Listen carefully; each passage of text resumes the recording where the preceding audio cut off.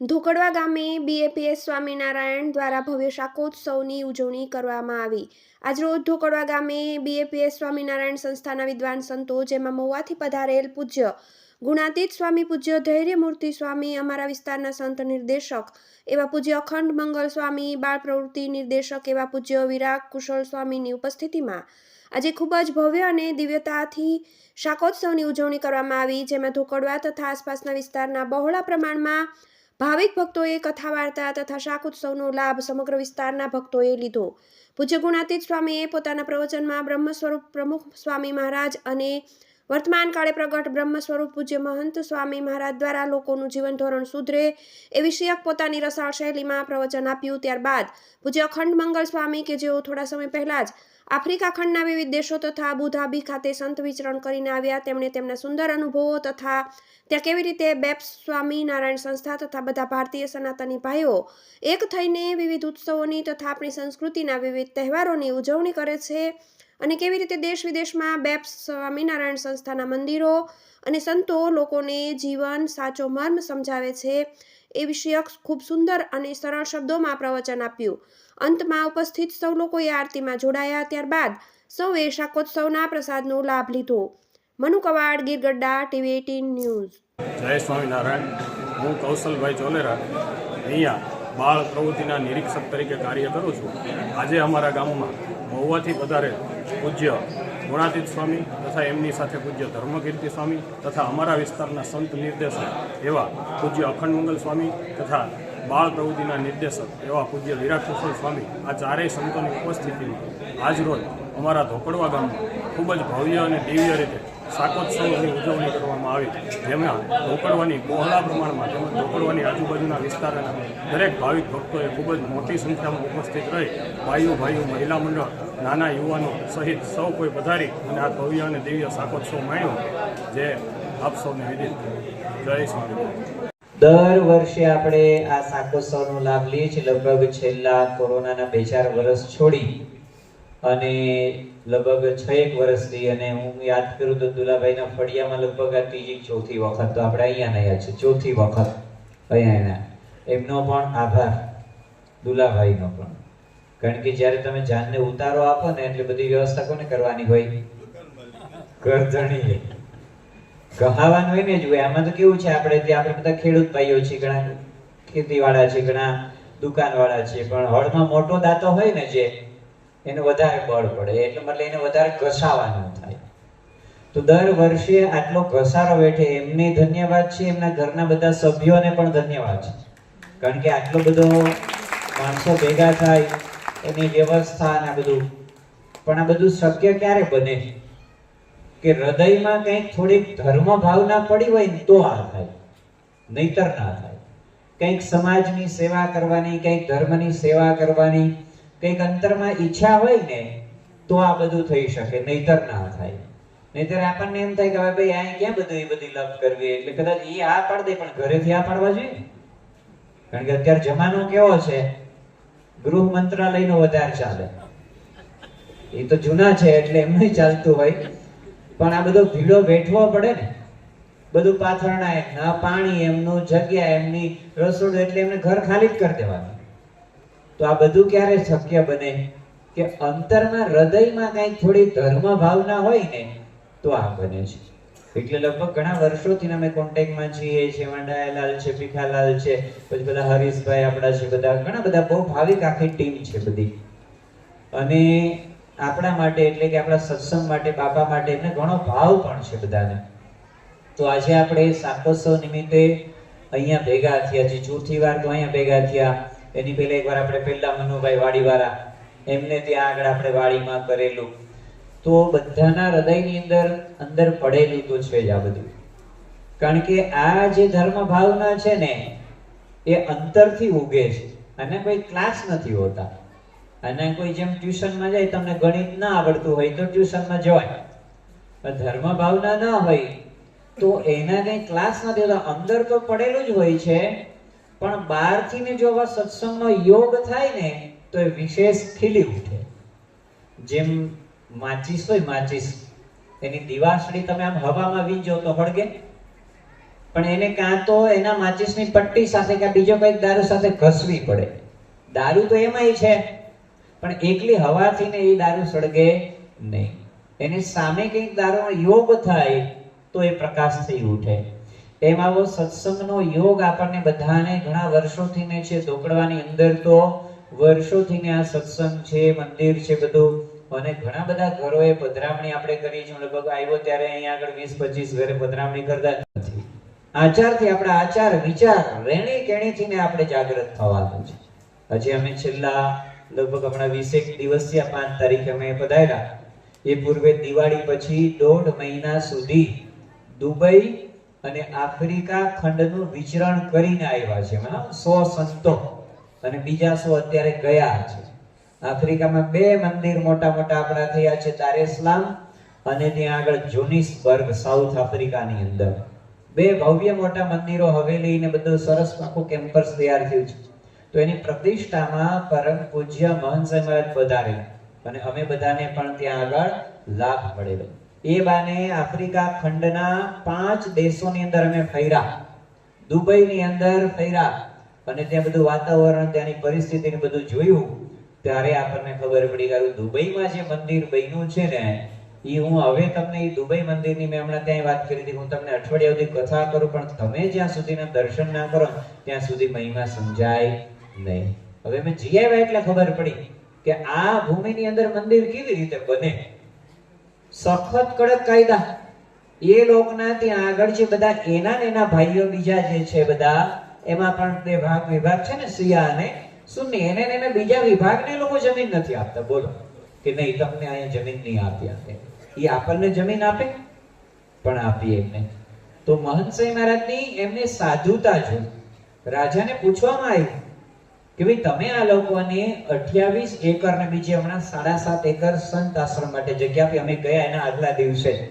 એનો પ્રિન્સ છે, એ પ્રિન્સ પોતે ત્યાં આવેલો, એટલે સુલતાન કહેવાય એની ભાષામાં. એ ત્યાં આવ્યો અને જોયું બધું કે ભાઈ તમારા અહીંયા સેવકો, આપણા 400 સેવકો છે ત્યાં આગળ. બધા અહીંથી જે બધા લઈ ગયા હોય ને આપણે મંદિરમાં, બધે મહેમાનને સંભાળવાના ડિપાર્ટમેન્ટ, ગાર્ડન સંભાળવાનો, રસોડું સંભાળવાનું, એવા બધા આપણા ભાઈઓ અહીંથી જે બધા ગયા ત્યાં આગળ આપણે એમને પગાર આપીએ છીએ. પણ એ ત્યાં વ્યવસ્થા માટે આપણે બધાને લઈ ગયા. તો કે એ લોકો ક્યાં રહે છે, પછી આ બધા જે છે તે સંતો ક્યાં રહે છે, એને પૂછ્યું બધું. તો એને કીધું કે ભાઈ સંતો ને આપણા જે બધા સેવકો છે એ બધા અહીંથી ને 1 કિલોમીટર દૂર રહે છે. મંદિરમાં સંતો માટે થોડી વ્યવસ્થા છે, પણ એને બસમાં ટ્રાન્સપોર્ટિંગ બીજે વિલા રાખેલા હોય, બંગલા, એમાં ભાડે આપણે રાખીએ છીએ. તો કે ના એવું ના ચાલે. મારા રાજ્યની અંદર આટલું સરસ તમે કામ કરો છો, આટલી વ્યવસ્થા છે, અને તમે ત્યાં સુધી એને રાખો છો કે હું તમને અહીંયા બીજી 7.5 એકર જગ્યા આપું, એમાં તમે ઉતારા બધાઓ. તો હવે બધા માટે ઉતારા પણ ત્યાં આગળ બની રહ્યા છે બધા. તરત જ એને કઈ પૂછવા જવાનું નથી, ત્યાં કઈ કાયદો નથી, ત્યાં કઈ બીજા કાગળિયા કરવાના નથી. રાજા કઈ આટલી જગ્યા તમારી એટલે તમારે પૂરું થયું. પછી કાગળિયા બધા એ લોકો કરી દે. આપણે કઈ રજૂઆત નહીં કરવાની કે ભાઈ આમાં હાથબારમાં છે કે નથી, ગામતળમાં છે કે નથી, ફલાણું ઢીકડું, એ કઈ ત્યાં આવતું જ નથી. રાજા કહી દે કે અહીંથી આટલું તમારું, એટલે એ વાત પૂરી થઈ ગઈ. કારણ કે ત્યાં આગળ કોઈ પક્ષ છે નહીં. રાજા કઈ ફાઇનલ ને જે કઈ મંત્રીઓ હોય, જે કઈ બધા ઓફિસર હોય, બધા રાજાના કુટુંબના જ હોય, એના કુટુંબના જ હોય બધા, એમાં બીજું કોઈ આવે જ નહીં ત્યાં આગળ. એટલે એ કઈ ફાઇનલ. તો આ સુલતાને કહી દીધું 7.5 એકર બીજી જગ્યા મળી ગઈ. બીજી વાત એને કરી કે ભાઈ આ સંતો માટે તમારે આવવા જવાની વ્યવસ્થા કેવી છે. એટલે હવે સંતોને કેવું હોય, ત્યાં દુબઈના કાયદા પ્રમાણે તમને દર 3 વર્ષે વિઝા રિન્યુ કરવા પડે. દર 3 વર્ષે તમારે વિઝા આપ્યા હોય, નોકરી કરતા હોય ત્યાં સુધી તમે ત્યાં રહી શકો. નોકરી પૂરી થઈ ગઈ, બીજે તમે દુબઈમાં નોકરીએ ના લાગો, તમારા વિઝા કેન્સલ થઈ જાય અને તમને આવા વિઝા આપે.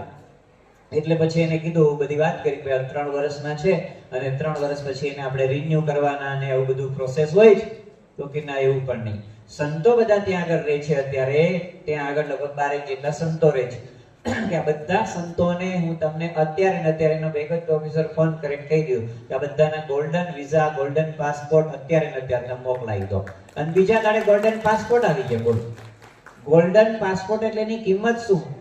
અહીંયાથી તમે ઘણા બધા કદાચ કોઈ બહાર ગયા હશે, દુબઈ, અમેરિકા કે એરપોર્ટ ઉપર બધા, તો અહીંયા આપણે એરપોર્ટ ઉપર પહેલા જઈએ એટલે 2 વસ્તુ ચાલે. એક આપણું આધાર કાર્ડ અંદર જવા માટે, તમારી ટિકિટ એટલે બોર્ડિંગ પાસ, અને એ બે સિવાયનો ત્રીજું તમારો પાસપોર્ટ જોઈએ. તો અહીંથી તમે બહાર જઈ શકો અને બહાર ગયા પછી ત્યાં પણ તમારે ઇમિગ્રેશન, તમે આવ્યા છો ની એન્ટ્રી માટે ત્યાં તમારો પાસપોર્ટ ચાલે. તો આપણો પાસપોર્ટ છે ને એ તમારે બધે સ્કેન કરવો પડે, બતાવવું પડે બધે, ત્યાં તમને ઇમિગ્રેશનમાં ઊભા રાખે ને એવું બધું થાય. દુબઈનો ગોલ્ડન પાસપોર્ટ જેને મળે ને એને ક્યાંય ઊભું નહીં રહેવાનું, એને લાઈનમાં ના ઉભા રહેવાનું. અમારી સાથે જે ત્યાં સંત હતા દિવ્ય કીર્તન સ્વામી, એને આફ્રિકામાં ત્યાં ગોલ્ડન પાસપોર્ટ આમ બતાવે ને પેલો યસ યસ તરત આમ સલામ કરીને તમે પેલા આવી જાવ કે કેમ ભાઈ અમે બીજા 99 ઉભા એ નહીં કે તમારો ભારતીય પાસપોર્ટ છે. ગોલ્ડન પાસપોર્ટની આટલી કિંમત છે. ગોલ્ડન પાસપોર્ટ એટલે આ રાજાના મહેમાન છે, રાજાના એન્જિનિયર છે, એટલે રાજાનો સ્ટાફ કહેવાય. હવે નરેન્દ્ર મોદી સાહેબનો સ્ટાફ હોય એ તો એના ભેગો જ હોય ને બધું, એને ક્યાંય કોઈ રોકે નહીં કારણ કે વ્યવસ્થા હોય. તો બધા સંતોને આ સુલતાને ગોલ્ડન પાસપોર્ટ આપ્યો એટલે એરપોર્ટ ઉપર સીધું પેલા કોમ્પ્યુટરમાં સ્કેન કરીને નીકળી જવાનું, અને લાઈનમાં નહીં ઉભા. આટલી કિંમત છે અને દુનિયામાં બધા દેશો ગોલ્ડન પાસપોર્ટ સ્વીકારે છે. આપણો ભારતનો પાસપોર્ટ ફક્ત અત્યારે લગભગ 57 કે 58 દેશમાં જ ચાલે છે. બીજે બધે તમારે વિઝા કઢાવવા પડે, ડાયરેક્ટ ચાલે નહીં. દુબઈનો પાસપોર્ટ દુનિયાના 192 માંથી 172 દેશમાં ચાલે છે. ગોલ્ડન પાસપોર્ટ તો વિશેષ ચાલે. અમેરિકા અને યુકે નો તો આખી દુનિયામાં ચાલે, એને તો બધે જ ચાલે, એને કઈ વિઝા લેવાની જરૂર નહીં. અને અરાઇવલ વિઝા એટલે ત્યાં જઈને સીટ ટિકિટ લઈને બેસી જવાના, અહીંયા આવીને એના કાગળિયા થાય. તો આ ફેસિલિટી હોય છે. તો આવી બધા સંતોને લોકોએ કરી આપી. તો જો આ ત્યાંનો રાજા આટલી વ્યવસ્થા સંતો માટે કરી આપી અને અમે બધું ત્યાં આગળ જોયું, તો એના જે કાયદા અને એની અંદર આ મંદિર બન્યો એ તો ખરેખર મોટા મોટો ચમત્કાર કહેવાય. બહુ સરસ વાત. મોહન ભાગવતજી આરએસએસ સંસ્થામાં અત્યારે જે મુખ્ય છે, એ મોહન ભાગવતજી ત્યાં પધાર્યા તોય માન્ય છે, ભલે તમે જે કરો તે બધું. એટલે એક મંદિર નાના નાનું હોય તો પણ કામ લાગે.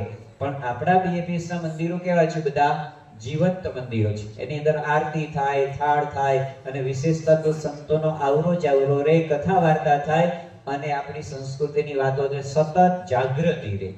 જો ભગવાનના દર્શન કરવા જઈએ આપણે તો ભગવાનની સામે આપણે પ્રાર્થના બધી કરીએ, પ્રાર્થના સાંભળે સ્વીકારે, પણ તમે બીડી પીતા હશો તો ભગવાન ના નહીં પાડે. ના પાડશે મૂર્તિમાંથી કે ભાઈ આ બીડી મુક્ત એવું કહેશે? એવું નહીં, એ તો સંત જ કહેશે. જો બધી સ્કૂલ તમે સારામાં સારી હોય, અહીંયા આગળ કદાચ ભગવાન કૃપા કરે, જેમ તમારે અહીંયા એસી સંડાસ છે એવું મેં સાંભળ્યું છે, રસ્તામાં જોયું છે, ત્યાં તો હું જરૂર પડતી ભગવાન જાણે, પણ એસી સ્કૂલ થાય. આપણે અહીંયા વિચાર કરીએ કે એસી સ્કૂલ થાય, પછી પેલા બોર્ડ છે આપણા એ બધા ડિજિટલ આવે, હા ડિજિટલ બોર્ડ આવે, બધી ખુરશીઓ છે બેસવાની એમ સોફા જેવી આવે, બધી વ્યવસ્થા સારામાં સારી હોય, પણ સ્કૂલમાં કઈ માસ્તર જ ના હોય તો અગત્યતા સ્કૂલની છે કે માસ્તરની? માસ્તર સારો હોય તો ઝાડ નીચે પણ ભણાવી શકે. હોસ્પિટલ સારામાં સારી બનાવે, કોઈ 5 માળની બનાવે, અંદર બધી મશીનરી ફેસિલિટી બધું, પણ ડોક્ટર જ સારો ના હોય તો અગત્યતા હોસ્પિટલની નથી, પણ કોની છે? ડોક્ટરની છે. એમ આપણા મંદિરો છે, એ મંદિરો તો બને જ છે, પણ એની સાથે આપણી સંસ્કૃતિના શિક્ષકો અને ડોક્ટરો એટલે સંતોને રાખે છે, એ વિશેષતા છે. તો આવું જબરજસ્ત કાર્ય બાપા દ્વારા થઈ રહ્યું છે. આજના શાકોત્સવ પ્રસંગે વિશેષ વાત ન કરતા સમય ઘણો થયો છે, તો મહારાજ સ્વામીને ચરણોમાં પ્રાર્થના કરીએ કે અહીંયા આગળ પણ આપણે સૌ સાથે મળીને પ્રયત્ન કરીએ. બસ દરેકને એવું મનાશે ને કે આ મંદિર બનાવવું છે, ને મંદિર દ્વારા ગામને ફાયદો થશે, ગામ સુધરશે. જો ગામ તો સુધરી ગયા, લોકો ઘણો પ્રયત્ન કરીને આરસીસી ના રોડ બનાવ્યા, ત્યારે હું જોવા આવ્યો હતો, ક્વોલિટી વાઇઝ કામ કર્યું છે. આજુબાજુના ગામડા બધે મેં જોયું છે, પણ અહીંયા આગળ લોકોએ બહુ સરસ, દુલાભાઈ ની બધા ટીમે સરસ કામ કર્યું છે. તો રોડ સારા થયા, પાણીની ટાંકી સારી થાય, તો આપણને એ પેલું ગોકુળ ગામ યોજના એટલે કે આદર્શ ગામની એવોર્ડ પણ મળી જાય કદાચ. પણ ખરેખર ગામ સારું બન્યું ક્યારે કહેવાય? ખરેખર ગામ સારું બન્યું ક્યારે કહેવાય? ગામમાં એક પાનની દુકાન કે માવાની દુકાન ગલ્લો ના હોય ને તો એ આદર્શ ગામ કહેવાય. હવે કોને વિચાર કરવાનો? બધો પ્રયત્ન કોને કરવાનો? મારે તમારે? તમારે બધા. જો જરૂરિયાત છે, અત્યારે ઘણા લોકો એવું કહે ને કે મંદિરની શું જરૂરિયાત છે, તો ભાઈ દુકાનની જરૂરિયાત હોય, મંદિરની જરૂરિયાત ના હોય? દુકાનની જરૂરિયાત હોય, સ્કૂલની જરૂરિયાત છે, પાણી ટાંકીની જરૂરિયાત છે, તો મંદિરની જરૂરિયાત છે. તો આપણે બધાએ પ્રયત્ન કરો. આવા પણ ગામ છે, હા મેં જેવા કીધા ને એવા ગામ છે. પેટલી ગામ છે ચરોતરમાં, ડાયાભાઈ સરપંચ ત્યાં આગળ. ડાયાભાઈ સરપંચ છેલ્લા 35 વર્ષથી સરપંચ છે, સરપંચ જ નથી બદલા. એ ડાયાભાઈ સરપંચે ગામની અંદર એક પણ દુકાન નથી રહેવા દીધી. ગામમાં કોઈ પાનની દુકાન, એ ગામની બહાર તમારે જે કરવું હોય તમે ઘરે ખાવ બનાવી, એ વાત જુદી છે, કોઈ બધા નહીં. વચ્ચે કોરોના બંધ થઈ ગયા તો લોકો ઘરે ડબલા રાખ્યા, ઘણા બધા બંધ કરી ગયા, દુકાને નથી ખાવા જતો, ઘરે ડબલા રાખ્યા. ઉલટાનું વધારે ખવાય, ઘડી ઘડી હાથ જાય. તો ત્યાં આગળ પછી મહેસાણા જાઓ તો ત્યાં આગળ મોટા સાનેરા ગામ છે, આખું દરબારી ગામ છે. ત્યાં આગળ આપણા એક ડોક્ટર ત્યાં આગળ ગયા નોકરી માટે અને સરકારી દવાખાનામાં, અને એને ત્યાં આગળ સત્સંગની લહેર ચલાવી. આજે આખા ગામની અંદર દારૂ નહીં, જુગાર નહીં, કશું જ નહીં. બાકી મોટા સાનેરાનો ઇતિહાસ તમે કોઈને પૂછો ને તો તમને આશ્ચર્ય થાય. આ બંને ગામ રાષ્ટ્રપતિ એવોર્ડ મળેલા છે. BAPS ના સરપંચ છે બંને જગ્યાએ, આપણા સરપંચ છે. જ્યાંથી સત્સંગ ત્યાંથી બદલા જ. તો ટૂંકમાં એવો આદર્શ આપણે વિચાર રાખવાનો. આપણને એમ થાય કે આવું શક્ય છે, પણ છે, થઈ શકે છે. ભલે આપણે સાવ કદાચ ના કાઢી શકીએ, પણ હવે જે ખાતા હોય ને એને મૂકવાનો પ્રયત્ન કરવાનો, કે ચલો આપણે પ્રયત્ન કરીએ, એક વખત મુકાય છે નથી મુકાતું તો કેટલો મોટો ફાયદો થઈ જાય. તો આદર્શ ગામની અંદર મંદિર હોય, ગામની અંદર સત્સંગ હોય, અને ગામની અંદર સારામાં સારા વ્યક્તિઓ હોય. સારામાં સારા વ્યક્તિઓ એટલે ધર્મ ભાવના વાળા વ્યક્તિઓ. આ કેવું બને તો જો આફ્રિકામાં અમે ગયા, સાઉથ આફ્રિકામાં, તો ત્યાં સોનાની ખાણ છે.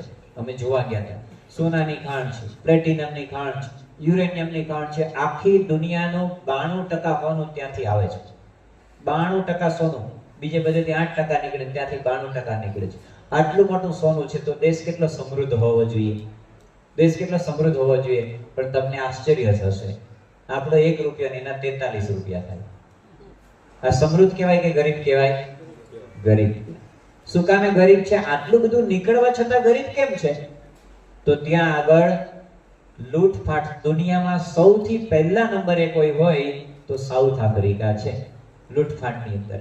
એક જ વિસ્તાર, અમે તે એરપોર્ટની બાજુમાં બિનોની વિસ્તાર છે, અમે છેલ્લે ત્યાં આગળ જમવા માટે ગયા ત્યારે તો એ વિસ્તારમાં જે ભાઈ ગાડી લઈને આવે એને કીધું કે સ્વામી હું અહીંયા આગળ લગભગ છેલ્લા 20 વર્ષથી રહું છું, અને મારા અનુભવ પ્રમાણે આ વિસ્તારની, આ સોસાયટી, એટલે આપણા ગામ કરતા મોટી સોસાયટી હતી, કે આ વિસ્તારની અંદરથી રોજની 60 ગાડીઓ ચોરાય છે, 4 વ્હીલર. આવા ત્યાં આગળ ગુનાઓ છે. ટ્રેન બંધ પડી છે ત્યાં આગળ, એમણે થપ્પા પડ્યા ટ્રેનના. 1994 માં આઝાદ થયો, અને એ લોકો ટ્રેનમાં કોઈ ગુજરાતી એટલે કે ભારતીય અને કોઈ યુરોપિયન તો બેસી જ ના શકે. એ ટ્રેનમાં ગયો એટલે એ મરીને જ આવે, અને કા લૂંટાઈને આવે. ગાડીઓ બધા લૂંટી જ લે એ લોકોને. આવી પરિસ્થિતિ છે. એ લોકોએ કીધું કે જો 50% થી ગુના ઓછા થાય ને, એમ 50%, તો આ આફ્રિકા છે અમેરિકાને બીટ કરી જાય એવું છે, અમેરિકાને આગળ નીકળી જાય એવું છે. પણ આ ગુનાખોરી, તો આ બધા છે ને એ નાબૂદ થાય તો એ આદર્શ. તો આપણે ગામની અંદર એવું આદર્શ ગામ, ભલે રોડ રસ્તા સારા કરવાના જ નથી, કરવાના એવું નથી, ટાંકીઓ બનાવવાની છે, એસી સ્કૂલ બનાવવાની, હોસ્પિટલ બનાવવાની, બધી જરૂરિયાત છે, પણ એની સાથે સાથે આવું મંદિર પણ બને જેની સાથે આદર્શ માણસો તૈયાર થાય, આદર્શ માણસો તૈયાર થાય એવું આ BAPS મંદિર, એવું આપણે બધાએ સાથે મળીને પ્રયત્ન કરીએ. તો મહારાજ સ્વામીના ચરણોમાં પ્રાર્થના કરીએ કે આપણે સાથે મળીને આ કાર્ય કરી શકીએ. એમના ચરણોની અંદર પ્રાર્થના. શ્રી સ્વામિનારાયણ ભગવાનની